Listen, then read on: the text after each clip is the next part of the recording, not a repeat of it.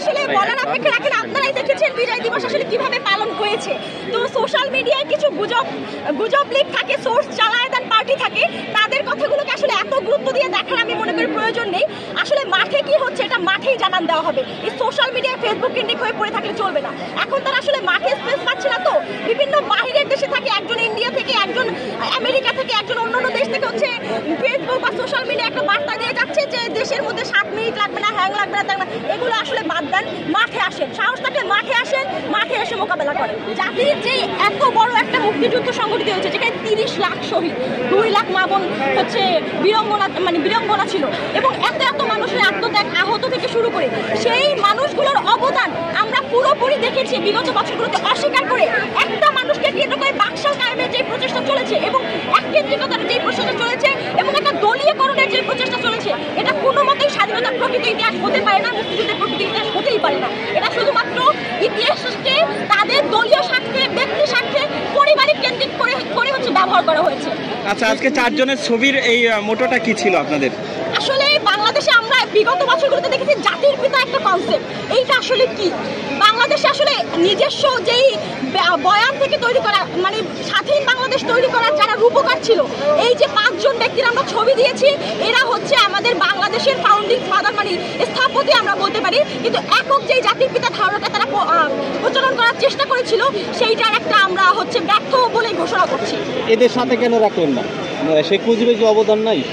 শেখ মুজিবের অবদান যতটুকু ছিল, কিন্তু তার পরবর্তী কার্যক্রমের মাধ্যমে বাকশাল থেকে শুরু করে একটা স্বাধীনতার পুরোপুরি ইতিহাসকে যেই ব্যক্তিকেন্দ্রিক করে ফেলার মাধ্যমে আমরা আসলে তাকে এখন তার মর্যাদাটা সঠিকভাবে দিতে পারছি না।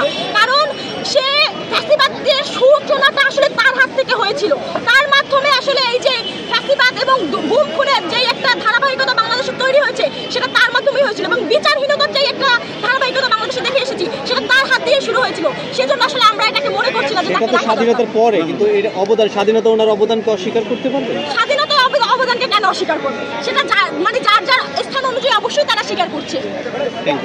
অবশ্যই আওয়ামী লীগ হচ্ছে একটা ফ্যাসিবাদী শক্তি, সে বাংলাদেশে ভারতের সাথে যে ধরনের সম্পর্ক রক্ষা করে গেছে, শুধু দেওয়া নেওয়ার সম্পর্ক বাংলাদেশ ভারতের সাথে ছিল না, শুধুমাত্র দেওয়ার সম্পর্ক ছিল, এবং ভারতকে খুশি করার জন্য বাংলাদেশের নানাবিধ সমস্যা সম্মুখীন হয়েও তারা ভারতকে সহযোগিতা করেছে। এটা কখনোই একটা মানে প্রতিবেশী দেশ হিসেবে কাম্য নয়, এবং ভারত আমাদের উপর যে ধরনের দাদাগিরির সম্পর্ক ফলাতে চায়, তারা যে ধরনের দাদাগিরি দেখাচ্ছে আমাদের উপর, চোখরাঙানো সম্পর্ক, এটা বাংলাদেশের সাধারণ জনগণ কোনোভাবেই মেনে নেবে না। এবং বাংলাদেশের উপর যদি কোনো পরাশক্তির চোখ লাগায়, সেই চোখ উপড়ে ফেলে দেবে বাংলাদেশের জনগণ। আজকের এই বিজয়টা আসলে বাংলাদেশের সাধারণ মানুষের বিজয়। গত 54 বছরে আসলে এই বিজয়টা উদযাপনটা শুধুমাত্র একটা গোষ্ঠী, একটা দল, একটা পরিবার কেন্দ্রিকভাবে করা হয়েছিল, এবং দেশের মানুষের, সাধারণ মানুষের যে একটা আনন্দ উল্লাস, বিজয়ের স্বাদ, সেটা মানুষজন পায়নি। এখন এইবার 24-এর এই জুলাই বিপ্লবের পর প্রথমবারের মতো, আমি বলতে চাই প্রথমবারের মতো, বাংলাদেশের সর্বস্তরের মানুষজন স্বাধীনতার পূর্ণ স্বাদ উপভোগ করেছে। নতুন প্রজন্মকে কি বার্তা দিবেন আপনারা?